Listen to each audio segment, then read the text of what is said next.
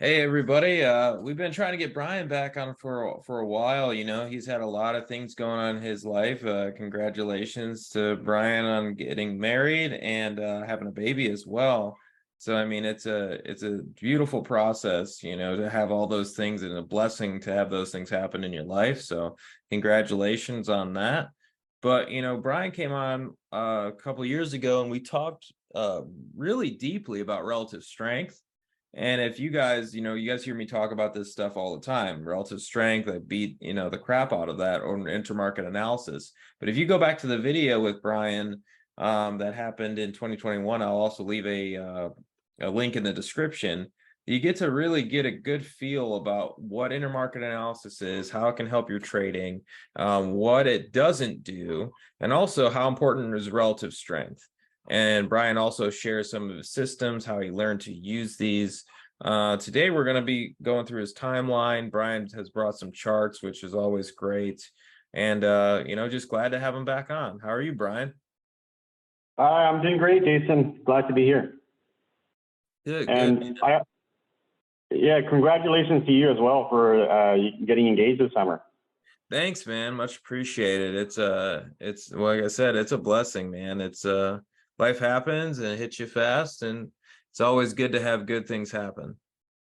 Yeah, thanks for sharing that on Twitter. Like your proposal was like really unique in the baseball field. Oh, that was Kudos. wild. Yeah, we were at a basketball game, at the Cavs game, and my girl, she kind of is she's more extroverted than I am. I'm more introverted. Yeah, So, for me, a nice proposal is on a beach with just her. Her nice yeah, proposal is like, something more flashy. And so I stopped trying to think of what I wanted, and I was like, oh shit, let's try to figure this out. And I had to call every single so I was in entertainment for many years. I called every yeah, single person I possibly could call to try to get an understanding of like, hey, like, can I do this? Can I get on the Megatron? How do I get engaged? Like on the Megatron here, and they just continued to say, we can't do that. Sorry, can't do that. I'm sorry, over and over again. So after that happened, they ended up finally saying they could do something, and I didn't mm, know exactly what that something was going to be. And finally, it turned into that. So like it was pretty wild to be doing that in front of 20,000 people. But today I'm like, I'm glad it went well. I'm glad she liked it. It was kind of her dream proposal, so I'm happy. that's awesome. Did she have any idea leading into it or no? No idea, No absolutely no idea. Wow. idea. Yeah, yeah. That's awesome. And you caught it beautifully on video too. Yeah, man, it was great. Well, actually, what's funny is the only reason it's on video is there's two things. One of my friends that I've known forever, like literally forever, was randomly at the game, and they saw me on Mm. the Megatron and they started to film. And then the other Oh, thing was there was a person behind me that yeah. I put my arm around my girl and I like whispered to them. I said, "Hey, when the camera comes over here, please film." And I didn't know if they really heard me or not. Um, Yeah. and like then like so when I thought they didn't hear me, I wrote it onto my phone and I held it behind me. And Oh, nice. he Yeah. saw it, and so he filmed it. So it was just luck that those two things just kind of came together. Oh, that's awesome. Nice. Um, Well, cool, man. Well, let's hop into it. I know that we were just talking before we started recording about how dynamic the market has been now and how dynamic it's been. Um, Now in 2021, there's a lot of people who had a lot of trouble. I've talked to a lot of people about this, and I had a lot of traders with a lot of funds that had that majorly underperformed that year. They underperformed the S&P. They had trouble continuing to make good returns because some things like tech weren't the outperformers that year, and that hasn't happened in a long time. Tech has been the outperformer for many years. 2021, it wasn't the outperformer. We got to this commodities rally, this value trade, things like banks, energy. Basically, the reflation trade started to take over, and that was right after the mhm. election. It was in 2020. That was a huge shift that so many people, really never talked about, because when you had the election happening and you had Biden and Trump and everybody was fighting, the fear in the world and the markets was huge. People were every single day talking about that, it's going to be the end of the world if Trump gets in. It's going to be the end of the world if Biden gets in. They're going to hit the button on the way in or out, whatever it was. I mean, people were really, really freaked out. And short positioning got crazy. Every news station was running the same thing. If Trump gets elected, by energy, basically the reflation trade, and if Biden gets elected, by tech, solar, and so on, which is funny. It was the opposite trade, which is usual for the media. But when you really look at it, you could see the relative strength flowing into those areas already. And then it took over, energy really took over towards the end of the year and continued straight through 2022, basically. And now we get into this year. So get into your timeline in 2022. What are we looking at here? Yeah, so this is basically just the last 15 months, right? And you kind of touched on 2021. And, really, if we take it back to the start of this decade, that's when things really started, becoming dynamic, right? You had growth outperforming in 2020, and then you had value and commodities start to emerge in November of that year. That continued even after these more speculative growth stocks peaked in early 2021. That value trade just kept flying, right? And like you said, there was all these people that were just, it's easy to become like, a growth only trader or a commodities only trader, right? But this decade so far has shown that you need to be adaptive, and you need to like go where the opportunities are, right? Yep. You could have been a growth only guy in the 2000s, right? And growth struggled in the 2000s, and there were these beautiful uptrends in the value stocks and emerging markets, in commodities, and it's tough to sit through a decade, right? And just trying to like force trades in a sector that you love, right? And ignore all these beautiful uptrends or in stuff that you shun, right? And so that's kind of like, this decade so far. Yeah, like 2020, we had the growth, 2021 value, and that kind of even outperformed in last year's downtrend, right? Yep. And then now you're kind of starting to see like, well, so far this year it's been growth that's been leading, and then now you're kind of starting to see that rotation back into value, right? And we'll go into this more detail. We'll kind of like look at like the events that happened over the last 15 months. So this timeline, this is my attempt to just sort of give you guys an overall summary of a lot of the charts that I share. Like, it's easy to get lost in my Twitter feed, because I share a lot of charts every day. And over the course of a year, you're talking about hundreds of charts. And this kind of just summarizes like, some of the main ones. And a lot of these are monthly charts, weekly charts. A lot of the charts I share over and over again, because I feel like they're just, just really major support levels or breakout levels that we want to be watching in very important sectors of the market. And so often I kind of feel like I'm just kind of resharing like a broken record, the same chart over and over again. Even on my blog, it's like, how many times have I posted this, like, SLX chart, on retesting a major base, and then now like on the verge of making a major new breakout, like, home builders was another big chart. And so, yeah, that's kind of where home builders is where this timeline begins.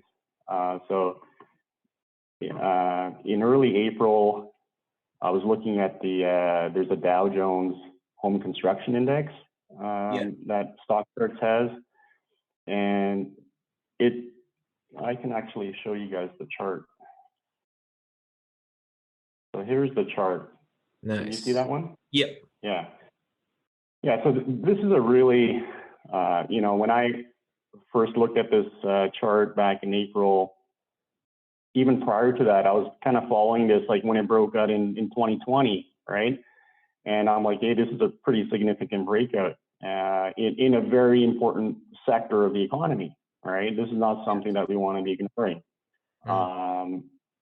Like despite all the COVID lockdowns and et cetera, we got a major breakout happening here, and we want to be paying attention to this, right?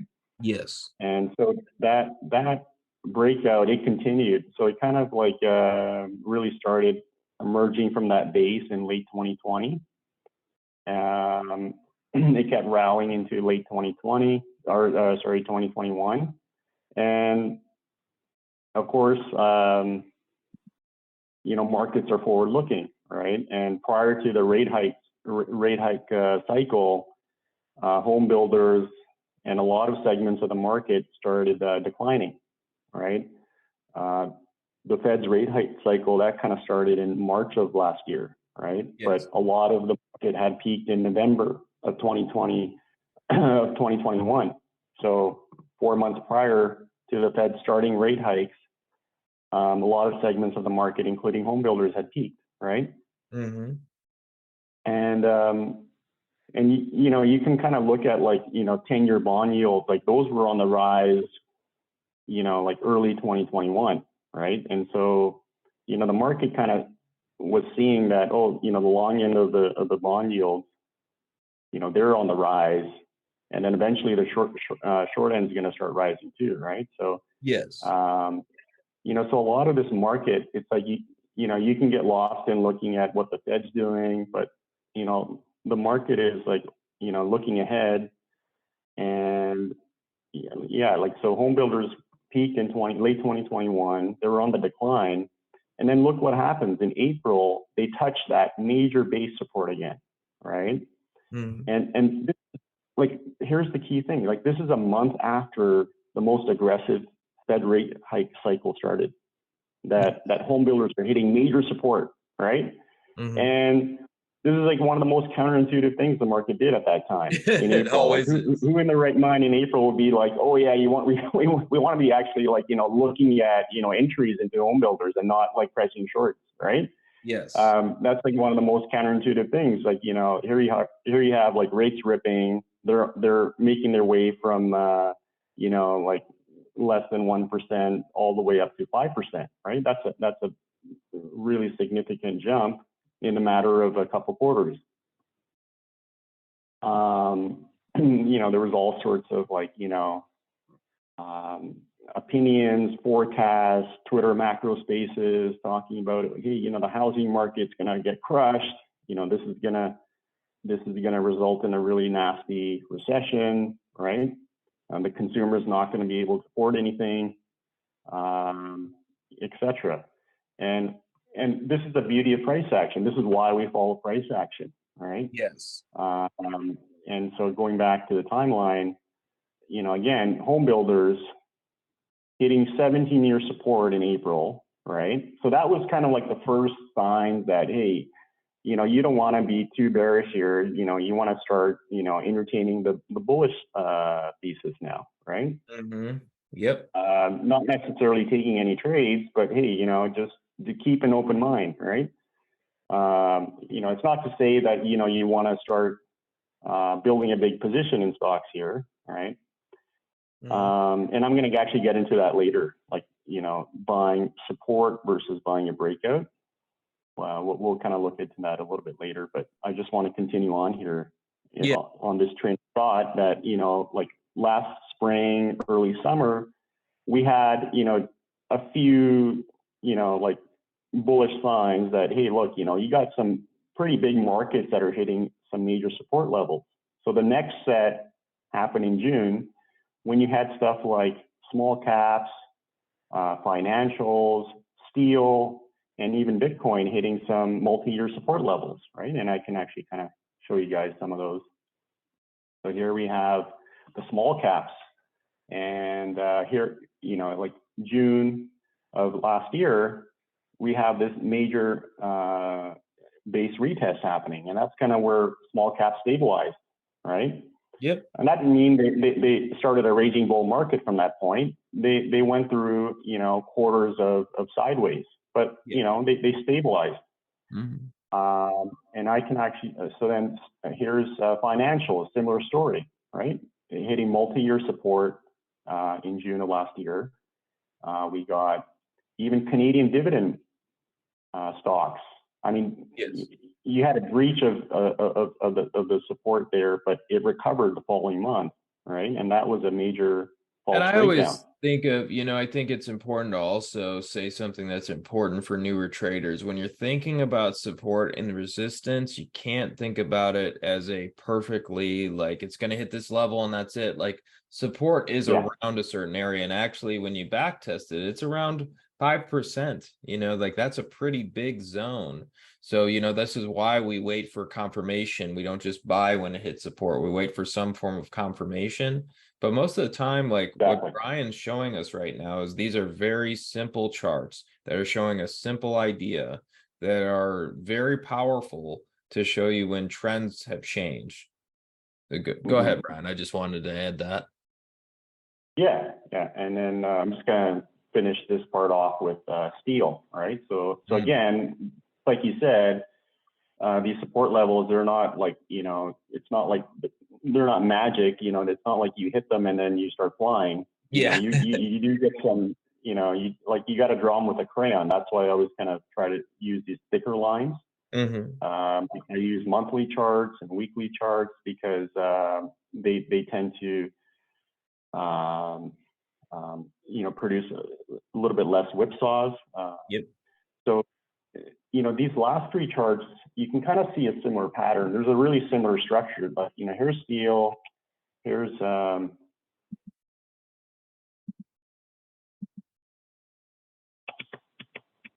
these three charts. So you have financials, Canadian dividend stocks, and steel stocks. So you can kind of see that similar pattern where, late in 2020, you had this small breakout from this red line. And then you had a bigger base breakout in early 2021, right? And then you had this basing action for several quarters. And you see that in steel, you see that in dividend stocks, you see that in financials, right? So a lot of these markets, they have a similar kind of pattern, similar kind of dance. And that's why on the timeline, going back to the timeline, you had a lot of these different markets in June hitting support levels. So now you're like, okay, well, we had the early signs from home builders back in April. Now we have a lot more charts that are kind of saying, hey, we're on major support here, right? This is not something that we want to be ignoring.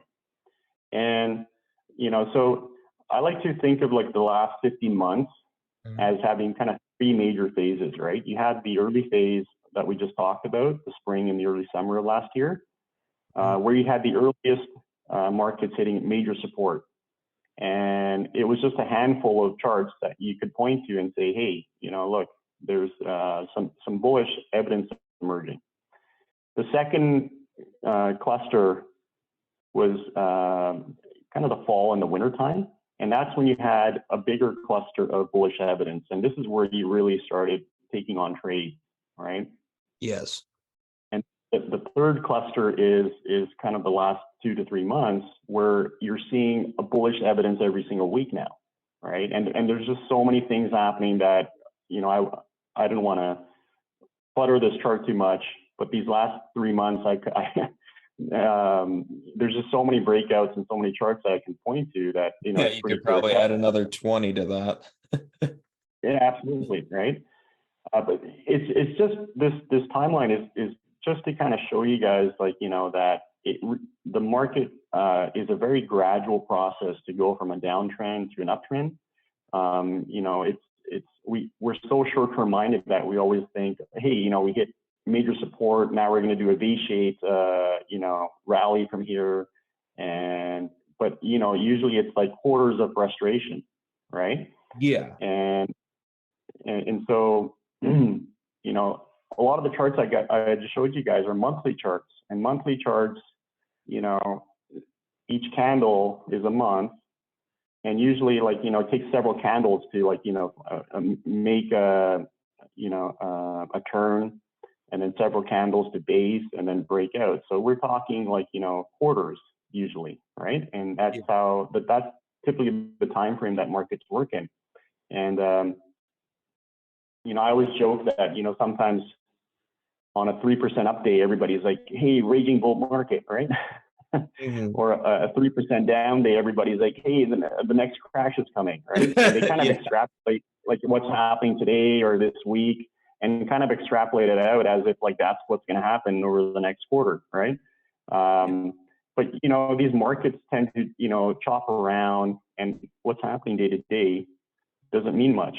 But when we zoom out, what's happening on what the weekly charts are telling us, what the monthly charts are telling us, those are major signals, right? And yeah, so then we can kind of look at this second cluster in more detail, right? So that's so the first one back in September, we kind of looked at the Canadian dividend ETF, right? That had major support. That was in September. We even had stuff like gold miners. So this is Wheaton Precious Metals. Now this hit a pretty major support last year as well, right there, right? That's interesting. And this is like, you know, yeah. So this was the one chart that really had me interested in gold miners. I was watching it, like, you know, for quarters leading up into this this level being tested there. And I was like, you know, if that level hits, that's going to be at a very important point in the gold market, right? And, you know, this is something from watching charts for so long, is there's a lot of charts that are very, like they're not very clean, right? They're very choppy. They don't have clear-cut support levels. But then you find, you know, certain stocks in a sector or certain indices, like that home builder index, right? That the chart just really leaps out to you that, hey, this is a very clear-cut, you know, level that, you know, if we get there, you know, don't fall asleep at the wheel, right? There are charts that, you know, they just leap out to you that, you know, you get excited. You're like, hey, you know, this is a really clear-cut level to define risk at, right? And let me add something, Brian. Just because everybody, you know, so many people talk to me about trading and they talk about edges, and they're like, what's an edge? How exactly do you get an edge? What Brian just described to everybody right there is an edge, you know, like, and it might not sound like, when people want to hear an edge, they want to hear me say like, oh yeah, when I do this, it works every time. Like it's not the way anything works. But what Brian said is you have a chart. It has very clean levels. It's not choppy. You know, it also was choppy, and then it broke down, and he was patient. So patience is one of his edges too, but also the ability to wait, be patient, and find a clean chart in a sector that's also one of the bigger miners in the junior space, and find it, wait for that signal, you know, hitting that support, and then he probably would wait for either a breakout style pattern or something. Remember, this is a monthly chart, so, you know, there might have been a 20 to 50 day high breakout pattern, or however Brian looks at that pattern in that to get long on. So, you know, these are very important edges that people don't talk about, because people want to hear there's a trade every day. They want to hear there's something exciting always happening. They don't want to hear about how I have to, you know, sit on my hands, and I always talk about going fishing. Like, you know, really, like, that's a lot of it. You're sitting there, you have your poles in the water, and you're sitting there trying to kind of just enjoy your day. Instead of trying to like catch the next fish, you've got a lot on the line. Like, for example, I use, when you have a setup like this that you're waiting on, you know, for me, that's kind of like, I look at COT reports and I'm like, okay, this is an extreme point. That doesn't mean that I'm going to buy anything. That just means, hey, this is an extreme point. What he's saying here is, I'm not just buying when it hit that support zone. I'm going to wait to buy and when I get my signal too. So all of this is the same kind of idea, but different types of edges in the market. Yeah, you perfectly led me into the COT data, right? Because that's one of the things I had on this timeline here, the smart money going record long Oh, US nice. stocks. And, again, everything on this timeline is just, like a weight of the evidence, right? There's all these different types of evidence. There's what the COT data is showing, what the pre-strikes are showing, breadth, what that's doing, right? What the intermarket stuff like, high yield bonds versus government bonds, what those are doing. So there's a lot of different types of data that's shown on this timeline, and they all kind of join together to give you that bullish picture, right? And so, going to that COT data, so I'm going to actually show you guys, this is a chart that I assemble each week, and it basically looks at, all the major US equity futures data, Russell, NASDAQ, Dow, S&P 500, and it combines it into one overall index of positioning, right? Yeah. So what this is kind of showing you guys is, going over the last several years, hedgers had a very, very high exposure to stocks, during the depths of the COVID crisis, right? And they got, their positioning got super low, before the big rate hike cycle started, right? And this is kind of where stocks peaked, late 2021. And look at the positioning was super low. And then all throughout 2021, as stocks declined, look what happened to the positioning. It skyrocketed back to the levels where it was in the depths of the COVID crisis. So this is telling you, hey, by the middle of 2022, right, when all this stuff on the timeline is hitting major support levels, you have the smart money as long as there were in the depths of the COVID crisis. So it's like slapping you on the face saying, hey, don't get too bearish here. Like there's all this opinions you have about the economy going into a recession and rates killing the consumer and yada, yada. But you have the smart money record long, you have major support levels in not just one market, but in several different key important sectors of the economy hitting major support. And so that's kind of screaming at your face saying, hey, this is the time to start looking and building some, early entries, right? Not necessarily, getting aggressively long, but starting to, build some starter positions, right? And get confirmation. So that's the smart money data we just looked at. We looked at the Canadian dividends hitting support. So, you started getting, by September, you started getting, quite a bit of evidence, right? And then the low was in October for the S&P 500, right? Yes. This was also when you had Japan hitting 25-year support, right? So, so by the time the market hit bottom, right, you already had some evidence to say, hey, this is a logical, turning point in the market, right? And so what happened, continuing on into the winter time, this is when we started getting the first breakouts, right? So this was the Dow. So again, the market that hit support the earliest was the market that broke out earliest. And it's also, if you look at year-to-date performance, home builders are one of the strongest performers year-to-date, right? Yes. And, this is the reason why, we want to pay attention to what's hitting support first, what's breaking out first, what's showing relative strength, and then following that, right?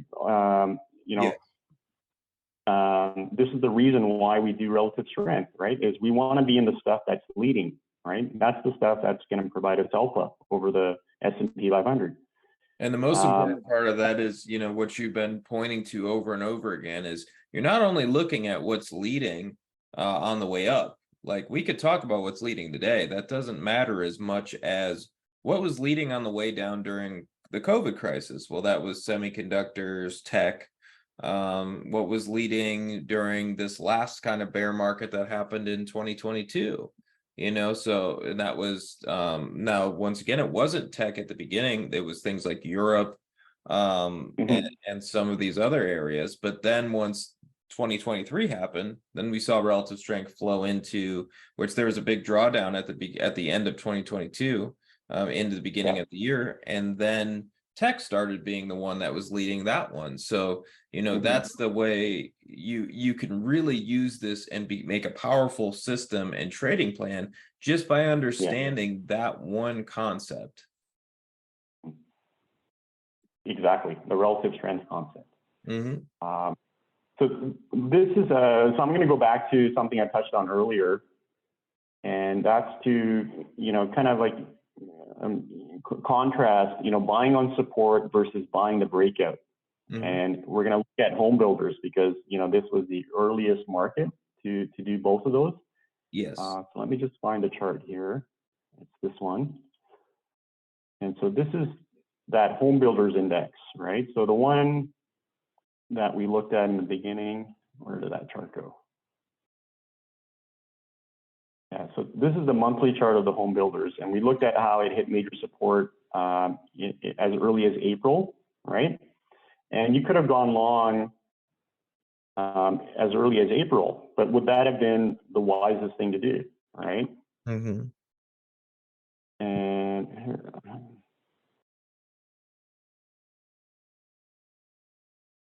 sorry, I'm just trying to find my chart. Oh no, you're good.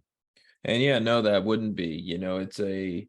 It's a thing when you're the hardest thing to really do is to see that, hey, this is probably turning around now and not do anything about it. That's probably the hardest Mm-hmm. thing in trading to learn is that discipline to not just buy bottoms, because like you're looking at here, we hit what you thought was a bottom, what looked like Right. bottom and hitting support went up and then Yeah. retraced all the way back. And most traders aren't going to be Right. that long term that they can hold on to that. You're really That's trying to get exactly it. So it's one thing to look at these charts in hindsight and say, hey, you could have just bought on support and closed your Mhm. eyes, went on summer vacation, Yep. even took all off, and then you came back, and then in October your position is flying, right? Hmm. It's easy to say that, but a lot of us, we're looking at what the markets did each week, right? And this chart is now zooming in on the weekly, right? Before we were looking at the monthly. This is when I first tweeted that, hey, look, home builders are hitting this major support. That was right here, right? This was in April. Yes. Yeah, like initially, like the price stabilized, and then it kind of went sideways for a bit, and then it had this big bounce, and you could have been like, hey, here we are. We're now moving off that big support level, and we're gonna, it's off to the races. And then the market's like, no, not so fast. And then it makes this lower low in June, right? Yes. And then you could have been looking at this and saying, hey, my major support level, it's been breached now. What do I do? Like, now in your head's going, those thoughts, those fears you have of the economy going in recession, and all of that comes back and it gets you shaken out of your position, right? Yes. And then the market back, it recovers support, and then it, rallies to multi-month highs in a very short amount of time, right? Hmm. And then, again, like you could have thought, okay, well, we're off to the race. We must be off to the races now, right? But then the Hmm. market says, no, I need more time. I need more data. And then you have this second leg lower, but now you're making a higher high, right? And you're still holding that major multi-year support level, right? And this is where the smart money now is super long. So now you have even more evidence. You have more basing action. You have more. You have the smart money, commitment of traders data, um, um, supporting the bullish side, and then you start rallying, and then you finally see a breakout in November, right? So this goes to show that look, had you been impatient and bought the original test of multi-year support in April versus waiting it out and buying the breakout in November, I mean, how much did you miss? You could have bought at 1150 versus like 1300, right?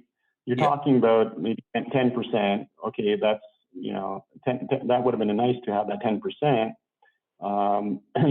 We all, I can see like buying on support, you want to really get that good entry price, right? And be like, hey, I got a really low cheap price. And but there is some like benefit to waiting it out and not having to sit through this chop fast and second guessing yourself and talking yourself out of your position, and instead having the wind in your sails, waiting for the breakout. Now you have momentum.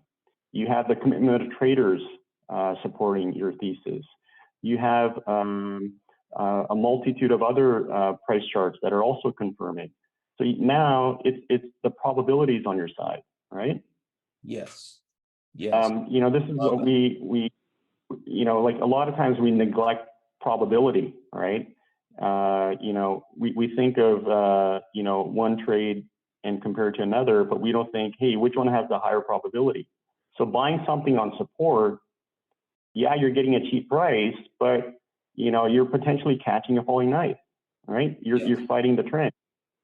Waiting for the price to turn up and go through your breakout level, you have a higher probability, even though you're paying a little bit of an insurance premium, right? By not getting that lower price down here, you're paying a bit of insurance premium, but you've now upped the odds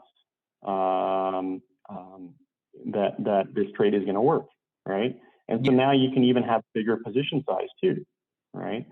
So this is actually a really key concept. There's a lot of things that this timeline is showing, right? It's showing that, hey, look, markets are a very gradual process. And then number two, there's a lot of different aspects of the market that we can analyze. It's not just growth stocks. It's not just the US dollar, right? There's all these different markets.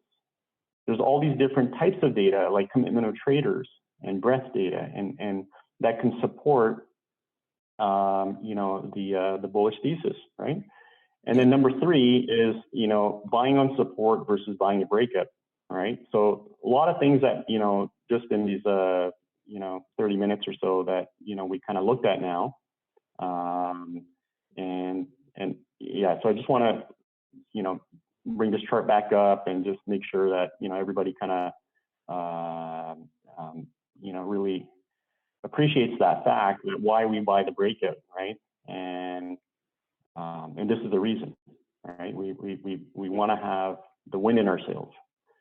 Okay, so. Well, actually, I have one thing to add, and you might not know this. So when I first started trading, I used to read all those old technical analysis magazines and so on. And one of the first systematic traders that I found that didn't use, and this is honestly very rare to this day, there's probably only one systematic trader that I know of that doesn't use any indicator, not even 100-day highs, nothing. What he does use is a Dow, I forget what he calls it. It's like a Dow, oh, it's a fractal theory. And so basically what he does is just pull up that last chart again that you had up there. Yeah.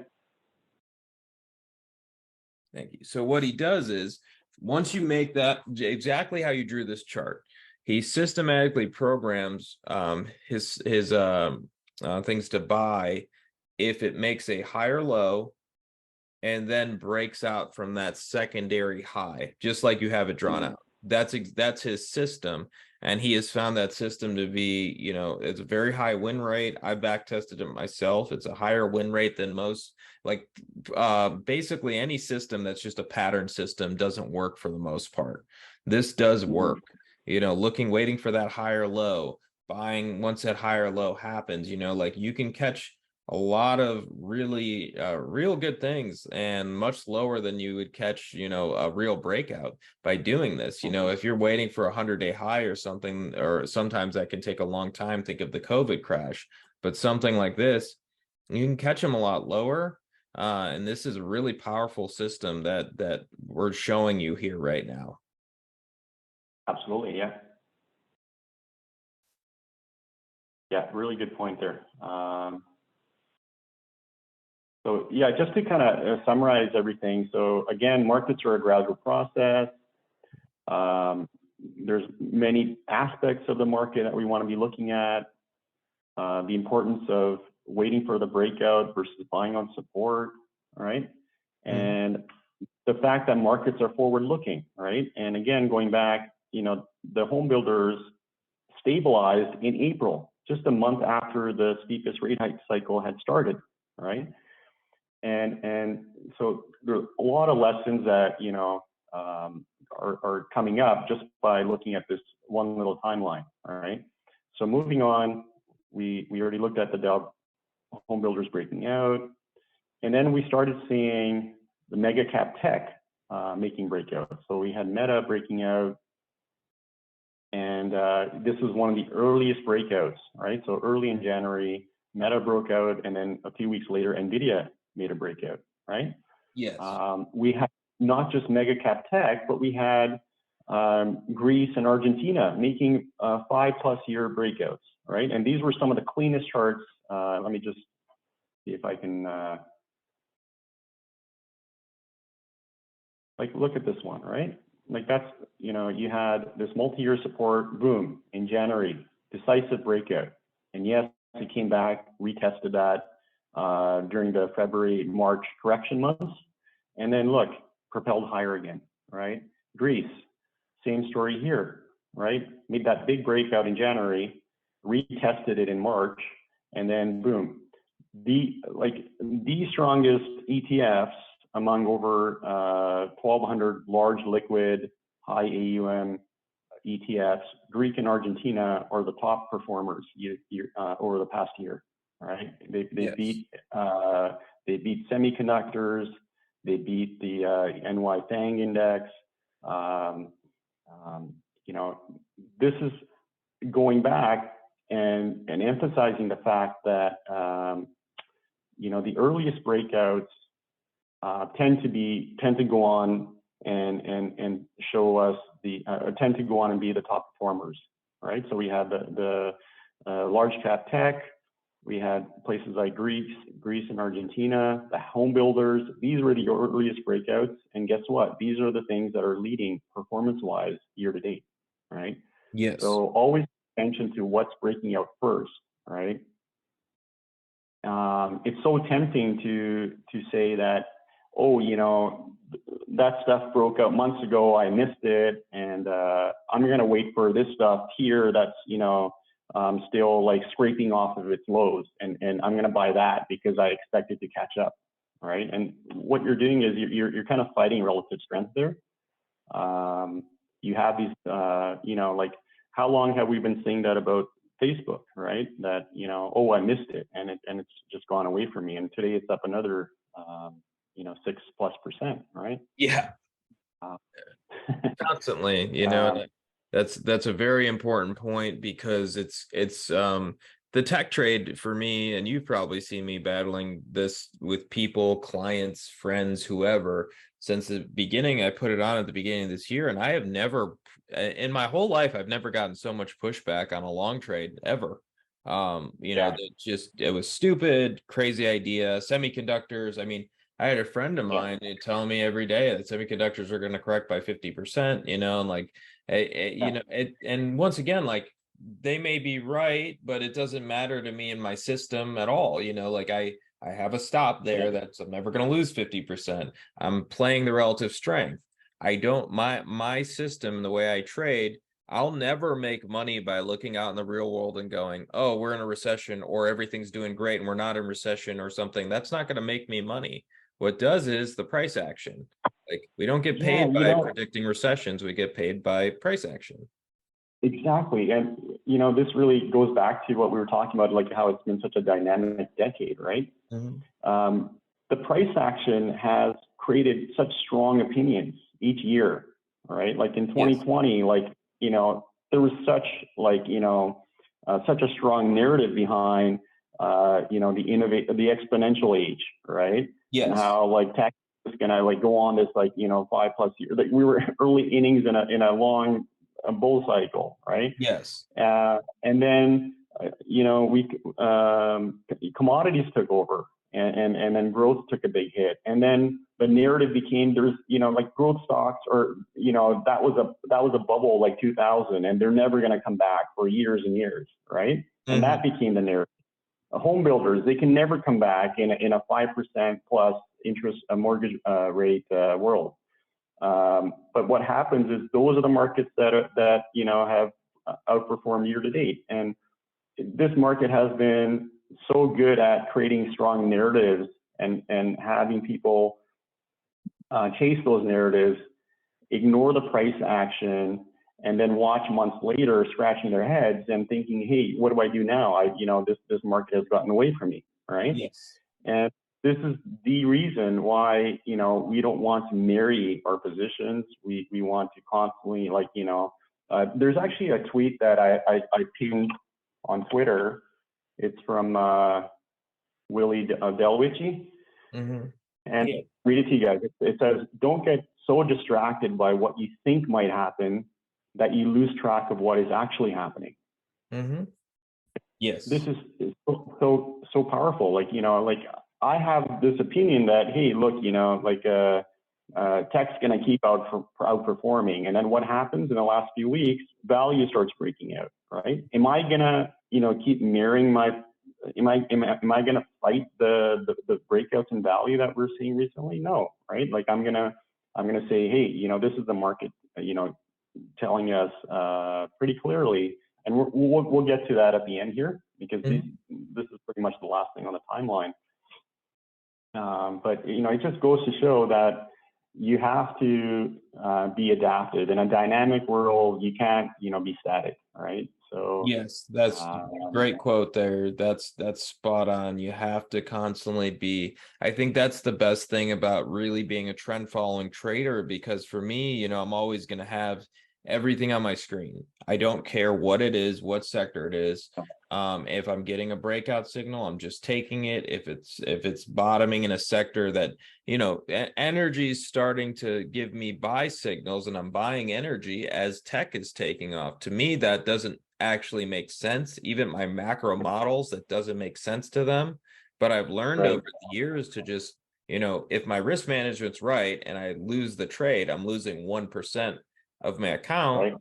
To try to make whatever, there's the upside is endless in trend following. You don't know. So you just, last year, getting back to your charts, in 2022, there was a very interesting one in the Japanese yen. And for me, if you're in a deflationary type of setup, I think that started all the way in 2021 around February. Yes, I can see my breakdown signal was February 15, 2021. And for me at that time, that didn't make any sense. Why in the world would I be short the yen in this type of deflationary crisis? I've back tested this a million times. I know how this works, blah, blah, blah. Your brain tells you things.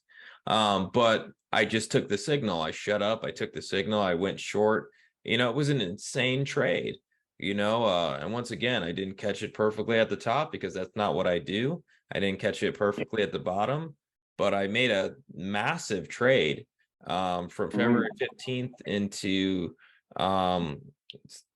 November 7th, was the exit signal. So it's like, you're not going to ever really know what the perfect trade is, or why these sectors are moving the way it is. Sometimes the best thing to do is just kind of shut up and put on the next signal. Yeah, no, okay, so just to give you an example of what you just said there, I'm going to pull out a chart that we had just looked at. And yeah, this one right here. So this is the Canadian dividend ETF again, right?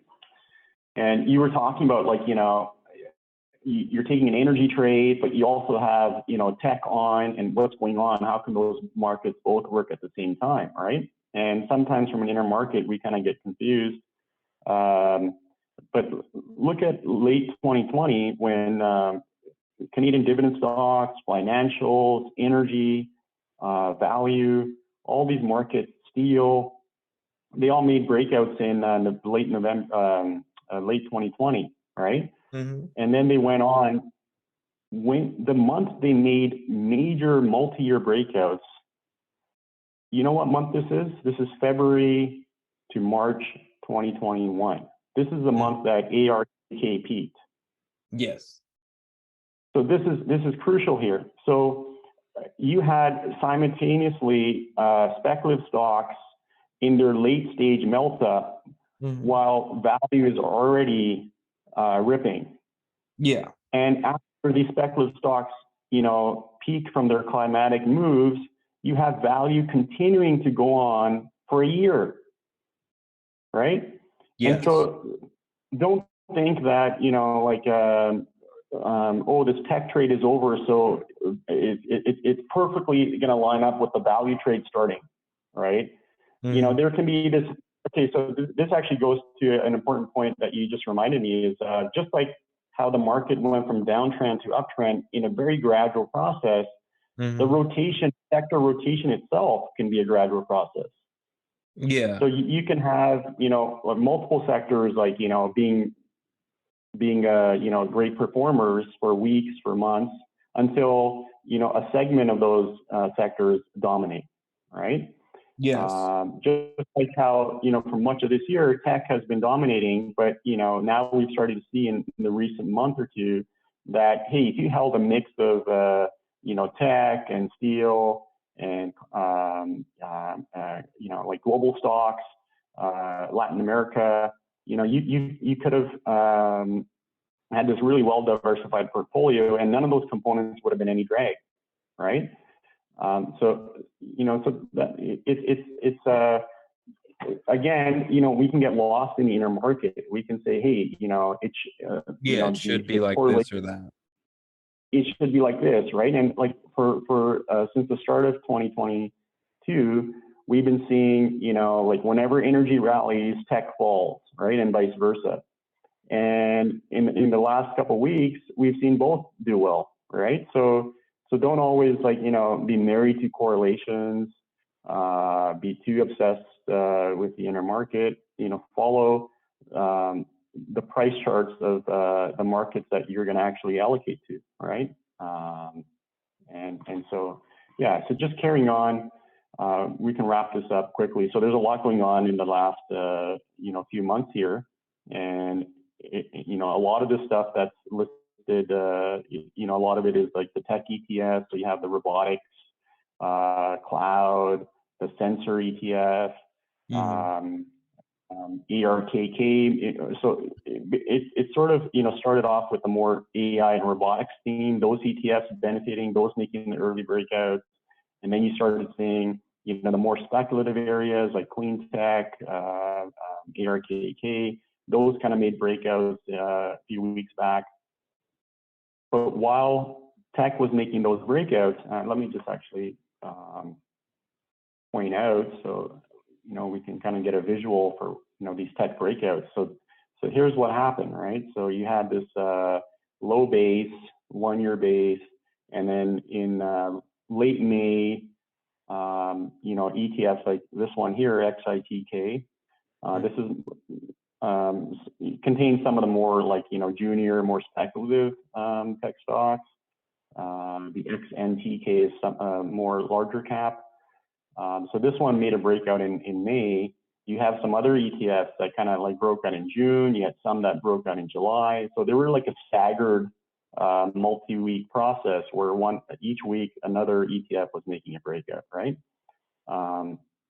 Yes. But what this is showing is the more speculative tech segments of the market, they're making breakouts now, right? When you had stuff like home builders and big cap tech making breakouts early in the year, right? So now this stuff has started, the markets started kind of going out on the risk curve, right? And as the tech trade has been maturing, it's kind of reached out into the more fringe parts of tech, right? Yeah. So okay. So that's technology, but not to lose sight of other sectors. Look what's been happening is XLI industrials, right? So XLI made a massive breakout in June, right? So this is the monthly chart here. So this is a 2 year base, within a long-term uptrend that started, back in 2009.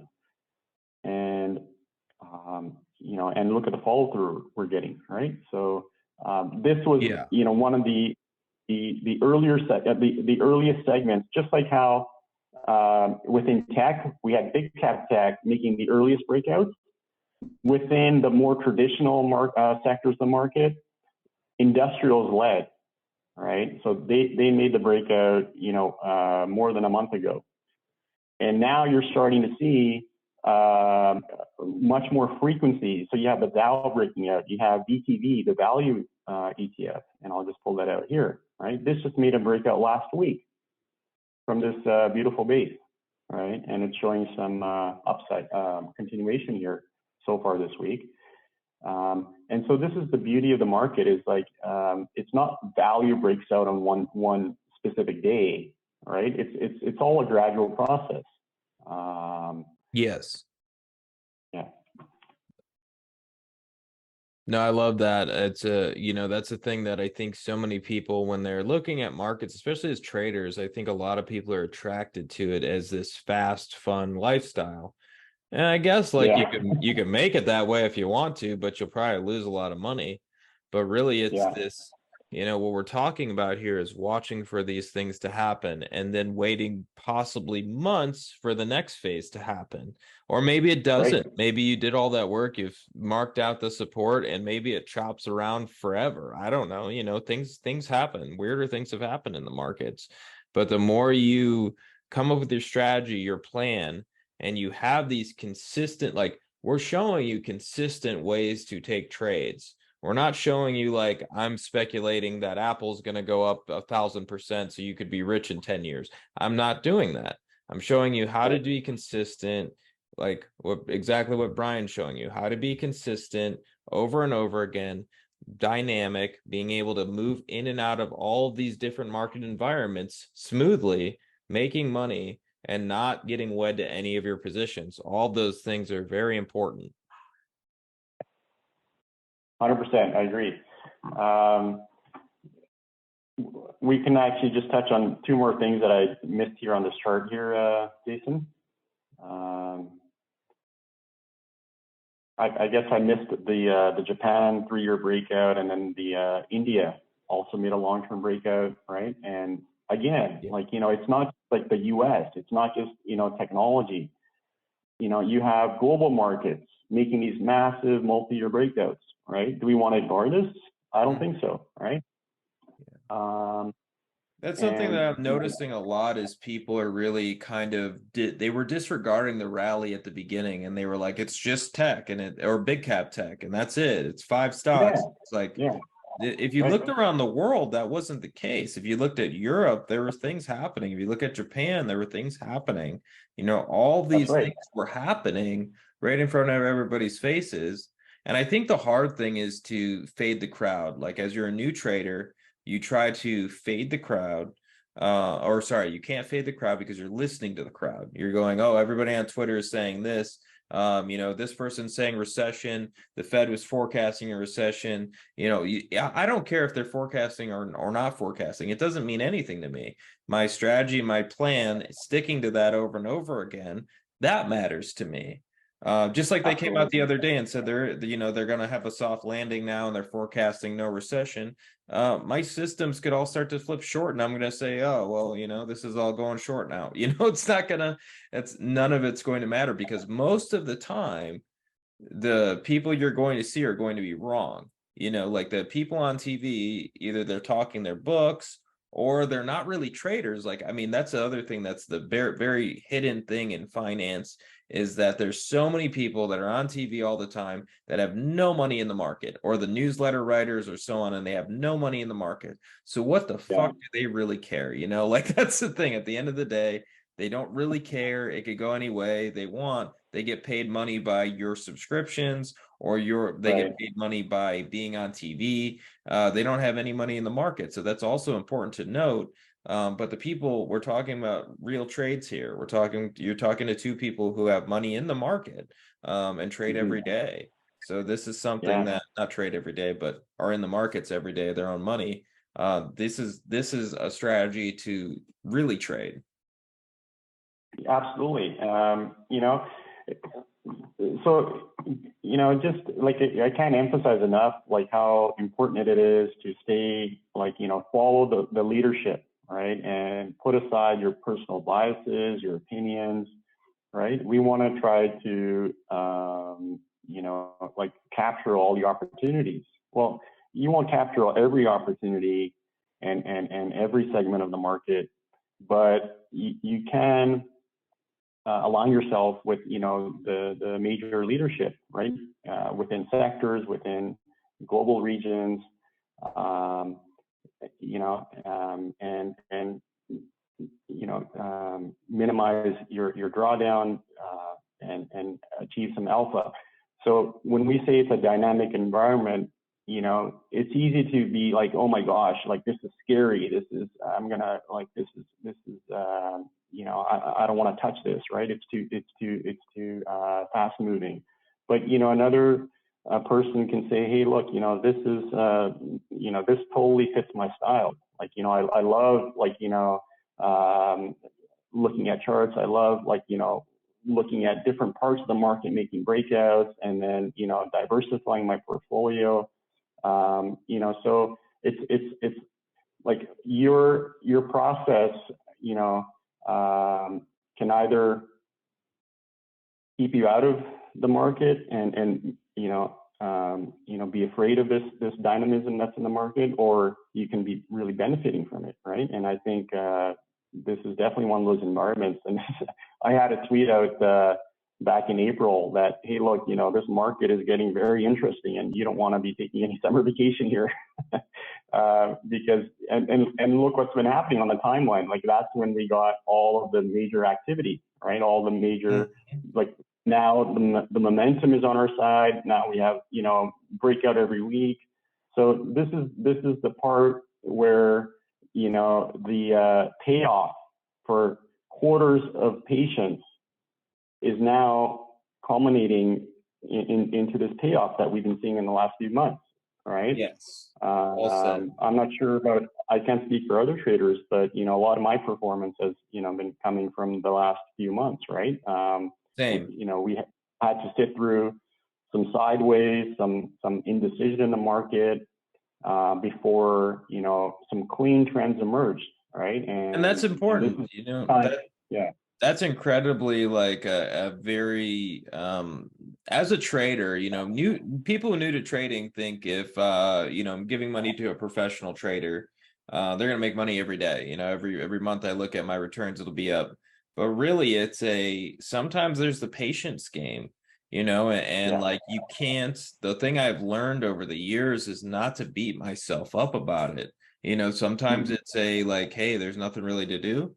I only have a few positions on because there's no breakouts, happening like usual. And I'm kind of sitting on my hands at the moment. I'm not really making money. I'm not really losing money. And really, normal people, like they want more every day. They're like, oh, it needs to go up every day. I need to make money every day. And really, it's the game of trading is preservation of capital. That's it. Like, absolutely. More than that, it's really like if you can preserve your capital, you will move to the upside at some point. These moves that we're seeing, this cluster of moves, all I wanted to do and all I would keep telling my clients is that, because we had a really great start to 2022, but then it was flat, and all I kept saying during that time was, look, I'm not really trying to make anything crazy right now. I'm not trying to push hard right now or anything like it. What I want to do is be ready for that move that's going to happen. And, in their head, they're like, well, why aren't you shorting? Why aren't you going long? Why aren't you doing this? Why aren't you selling options? For me, I'm like, I know that move will come again. So wait for those positions, wait for those to build. And it's been a great year. It's been a really, really good year. And 2022 was an up year and such a bad fucking year. And now this year has been really great. So it's like, that's how you have to think about things as a trader instead of the always wanting more, always pushing super hard and not being dynamic to be able to wait through those periods, move from, shorts to longs, not overthink things too much, and Yeah. really put on that new position. I don't, I want to talk to you about one thing too, Brian. Um, Mhm. Tom Basso just released something yesterday that I thought was fucking amazing because for me, I as a trend following trader, I've always looked up to those guys. I've always watched those guys. And they've talked about, years of underperformance, years of flat periods, and so on. But the one thing they talk about the most is not filtering yourself out of trades. And what he uses in his example, brilliantly, is let's say I use a 100-day moving average. And that moving average tells me that when the Fed is lowering rates, I should be buying stock. And then when the Fed is raising rates, I should be selling stocks or flat. He said this period would be perfect. He's like, think about it this way. You would have filtered yourself out of this entire rally if you were sitting there short because of this filter, you know. Mm. And if your filter had two different things, and let's say it was waiting for a price signal, either way you wouldn't be long, or Yeah. you'd be short, so it's very I love the way he put that. And I've struggled with that too, because when I first started trend following, I was like, okay, I'm only gonna buy these things when they're over when I get signals over the 200-day moving average, and I filtered myself out of a ton of trades doing that. I think why people do that and overthink things too much is, my opinion, is fear of loss, fear of losing, fear of having losers. I wanted to know what you think about that. What do you think why we try to stay away from losers so much, and why do we, why people try to create so many filters sometimes that filter themselves out of trades? Yeah, so, there's no perfect, like what we do is not, it's not going to be perfect all the time. It's not going to work all the time, right? You were talking about how Tom Bass was saying there's like, periods of underperformance. And, when looking at this timeline, when the market bottomed in October and, it kind of made that initial rally, but then it went sideways for, many months this year. It was easy to, it was difficult to sit there and be like, hey, the market is actually over the last few months outperformed me, right? Because here I am trying to wait for more confirmation, more breakouts to add size to my portfolio. And so initially, like, it's difficult to, like, like as trend followers, we miss that initial bottom, right? And we kind of lag the market initially, right? And that's, again, that's, the insurance that we're paying. And so you have to be able to sit there and not beat yourself up and be like, hey, why am I not, like outperforming the market each week, each month, right? Yeah. But what ends up happening is, as the market starts to, give confirmation, the momentum picks up, you're able to really go on in size with risk management. You have clean, defined breakout levels that you're, where you're going to be wrong. And then you can go in with size. And then that's when you really outperform the market, right? Mm-hmm. And you not only catch up, but you surpass the market's return, right? And, Yes. I've seen this over again personally, like in 2020, right? As stuff was crashing in March, I felt good to not be, too heavily exposed to the market, right? Yeah. But as the market rebounded in such, with such vengeance, right, with such speed, like, a lot of trend followers missed like a sizable, like, 20% off the lows, right? And, it's easy to be like, oh, that would have been such a juicy, like, return if I had just been long that 1 week, right? Yeah. And it's so easy to beat yourself up.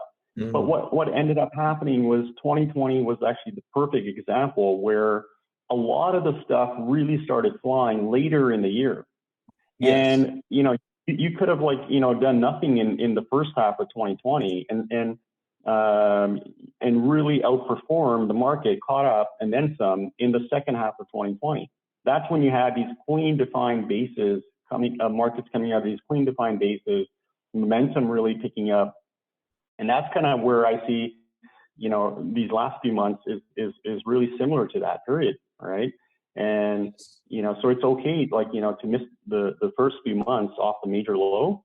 And when the market really starts moving out of these big bases, that's when you can really put on size. You can do it with risk, like really clean defined risk levels, and then that's where you outperform the market, right? So it's all a waiting game. And so why do we do this, right? Why do we filter ourselves out like this? Because we could have saved ourselves a lot of trouble last year, right? When the market was weak and declining, there's a lot of people that lost a lot of money last year, right? But just having simple trend following rules, you could have sidestepped a lot of that pain, right? And then we had to pay for it by missing the initial move off the bottom, but that's okay. We missed a lot of the pain. We missed a lot of the pain too, right? So, and now we're catching up as the momentum is picking up in the market. I've surpassed the market's performance, right, in these last few months. So this is all what trend following is. This is why we do what we do, is to minimize our drawdowns, right? I tweeted yesterday that, trading is all about minimizing regret. That's all it is, right? We're trying to minimize the regret of being in losers too long and not being in winners long enough, right? And the only way you can really do that is if you follow price and you don't follow your opinion. It's easy to be like, oh, this is too expensive now and I'm going to get out, or this is going to rebound and I'm going to keep holding, and it keeps sliding down, right? And so I don't know if I answered your question there. Can you hear me fine though? Yeah. Okay, good. All right. Yeah. So basically, it was my fault. I should have sent you that article beforehand to check it out. I was just thinking about it at the top of my head because you said something that triggered me to think about it. But basically, like you described why we're trend followers perfectly. But the thing of filtering is a little bit different. I'll have to send you that article. We can chat about it later. Okay. Yeah. But yeah, it's for me, it's what you brought up was good because of the outperformance, like what you were talking about with the people being like, damn, I missed that bottom, or I missed that top or something. I know for me, 2020 was a very interesting year for me because there were times where I had, that's the thing we talked about. I had really good returns in 2022 for what the market was. I still was putting up, over 25% in that year. But the 2 years before that, and 2020 is probably the best example for what we're talking about. I didn't have long signals for a long time in the market. I didn't have a lot of long signals at all for basically, I think I started to perform really well coming into the summer and into the year end, and especially the last 2 months of 2020 were probably my best 2 months of returns ever. So it's interesting, and those were triple digit return years. And I'm not talking about my a small account. I'm talking about my fund. So my fund, being able to put those type of returns together for a fund is really big and unique. And I had 2 back-to-back years of that. While in 2020, I remember I was short. I made a lot of money on the oil short. I made a lot of money in some of the commodity shorts into COVID. And then a lot of them got spit back out the other direction. So I gave a little bit of money back because, I didn't sell all of those perfectly at the bottom by any means. And then as we started to turn back to the upside and got these long signals, now I was making really good returns the other way. I remember things like lumber, the bond short started to take off at the end of the year. Oil started to get long oil into the election, and energy. And all these things continued to kind of happen the other direction. But once again, it wasn't, I majorly outperformed the market that year. But it wasn't by coming in and being like, I got to do this, or I'm going to miss this bottom Right. and try to buy the bottom. It was just Yeah. waiting for signals, not caring that, That, oh that's my God, 1 month I'm behind the market, like that doesn't matter. Nobody, it's only and I think that's the one problem with the hedge fund industry is that the right. hedge fund industry doesn't care about your returns at all. I'll be honest, we don't. Yeah. I do. I try to, and I try to keep a very few clients so I can keep that going. But they Yeah. care about how they look to you every month and every quarter. So every Right. quarter they want to put together some form of return. It doesn't matter if it's 1 or 5%. They just want to make it look consistent. They don't really give a shit about anything else besides that. So make this Yeah. consistent return.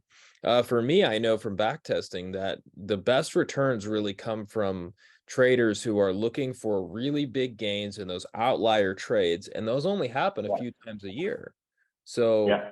when you're looking at trading always as a like, I just want to be consistent, I want to be consistent, you won't make shit. And also, consistent systems that tend to win a lot, one bad trade in those systems usually wipes out most of your returns. Mm, Whereas low win rate systems like trend following systems like we use, most of the time, one trade can make up for all your losses, easily. oh, And absolutely. so, Yeah. like we're talking about in Yeah. 2020, it wasn't an easy time in that trading. Like there was nothing easy about 2020. There was plenty of losers and plenty of stop outs and plenty of whipsaws. But at the Yeah. same time, those huge trades I mentioned, even Bitcoin and all those things, those huge trades that I mentioned, that paid for the Yeah. whole, like any of those small losses. So you were talking about 1% Right. of the account losing. Some of those trades were 100% trades, like on their own. So what we're talking about here is two different ways of looking at it, and really looking at it in a way that, how do we produce the best returns over time? As an individual trader, Exactly. you do not have to be consistent. Your goal is Yeah. to produce the best returns over time. Sometimes that's a year that's even bad. But if you're positioned correctly and you're disciplined and you're using your right things, I tell people that all the time, like, your returns don't matter as much as your discipline. Because Exactly. Yeah. maybe you'll have a year of really great returns, but if you can't do it again and again, it doesn't matter. So your Right. discipline, even if you're taking these trades and you're really small and you're just working on your discipline, like, I don't care, do not work on making money, work on discipline. Put together a Hmm. trade and you're like, okay, well, I have this trade and I'm following my system, I'm following my plan over and over again. You will make more money than every trader out there, like, for sure. Because no, most traders will make mistakes and they will do stupid things and they will pull off trades, and we all do it. It's not something that I'm making fun of somebody over. It's something we all do. Over time we stop doing it as much. But some once in a while, you'll have a dumb trade that'll come up, and I'll make myself read Reminiscence of a Stock Operator again, and that's what that usually does. uh, Absolutely. Like, we can't ever emphasize enough how important discipline is, how important patience, right? Like, you can go through a big period where the market outperforms you, right? But you just have to, have enough belief in your system, right? You put in the homework, you've done the research, you've read the books, and you've convinced yourself that, relative strength works, that breakout trading, trend following works, right? And then you stick to your guns, and then you have this, just like you said, in a brief amount of time, you more than make up, any kind of lag that you may have had on the market, right? Yes. And so it's all about just sticking. Like, the market rewards patience, whether you're a buy and hold person or you're a trader. All these different edges at work, they all require patience, right? Yes. Um, yeah. And during the year, I'm never sitting there looking at, I think that's also an important thing. I'm never sitting there looking at my returns compared to the S&P 500 and going, I'm doing this, I'm doing this. Like, that's never something I'm Yeah. going to do. At the end of the year, sure. Maybe at the end of the quarter, if I'm working for a big hedge fund at the time or something, but at the end of the year, yes, I want to outperform the S&P 500. That's the whole reason we trade. But during the year, I'm not going to sit there and drive myself crazy of going like, oh, because that's what normal people do, right? I think that's an important thing of what we're saying. Normal people, 95% of people don't make money in the markets. And that's what normal people do is they look next door and they call it keeping up with the Joneses. And they're trying to keep up with them, whatever they're doing. So normal people are doing the same thing. They hear about their friend and their friend bought Bitcoin here, which probably he didn't. You're just believing it because you're seeing it on Twitter or your friends talks really passionately about it. And you're like, oh crap, I wish I was doing that. And then you panic into things and you're trying to outperform your friend. Like that, none of that's going to make you money. And none of that's real. Right. Or repeatable. It's not repeatable. Like if you're just mad and putting on trades because your friend put on a trade, like you can't do that again and again.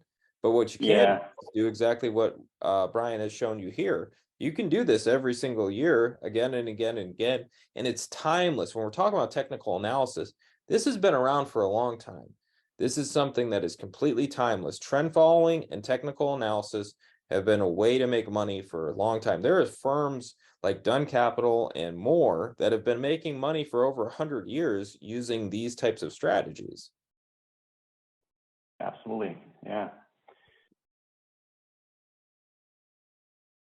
So these were, when I came on your show last time, Jason, I kind of talked more about my strategy, like how I use relative strength, how I, look at charts, how having a longer time frame, weekly, monthly charts, drawing horizontal lines, keeping it simple. I talked about all of those things, and today was more of a, kind of looking back at the past 1+ years, kind of looking at how this market evolved, and more just kind of giving people perspective that, look, you got to be patient. Markets take time to make all these different transitions, from downtrend to sideways to uptrend. And within the uptrend, it takes time to make sector rotations. So there's a lot of more of a bigger picture, just to kind of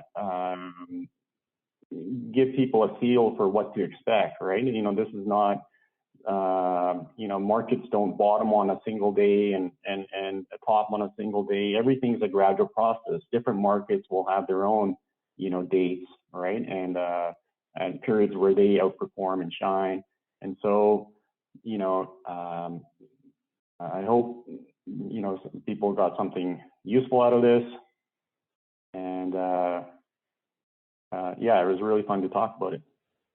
Nice. Thanks, Brian. No, I love this type of thing because one, it takes what you put in your last video, and I'll put a link to Brian's last video in the description, but it takes what you did in your last video to today, and people can check out your last video to know a little bit more about your strategy and what you do. And then this can kind of be the timeline of what you've been doing since. So I really like this. I also, to me, I really try to focus on, I'm not trying to make headlines. I'm not trying to, get a million views on each video. I want these videos to be a masterclass in trading, something that people can go to. They don't have to look at this today to figure out what you're going to buy. They can look at this and create their own strategy and way of trading. And that's what I think is the most important thing, because I don't care, I think people, when they first start trading, you run around trying to find a guru of some sort. And you want to figure out that they can be a really good trader here, or they can make you money or something. And what you find over time is that you have to come up with your own strategy and plan. And so Brian has shown you 2 videos now of strategies and plans and ways you can implement them into your own trading. And I think that's incredibly important. So thanks so much for coming on, Brian. It's absolutely a blast to have you on. And anytime you want to come on soon, you're always welcome. Everybody loves to hear from you and what you're doing in the markets. Well, glad to be here, Jason. Great talking to you today. All right, man. Bye. Okay, take care. Bye-bye.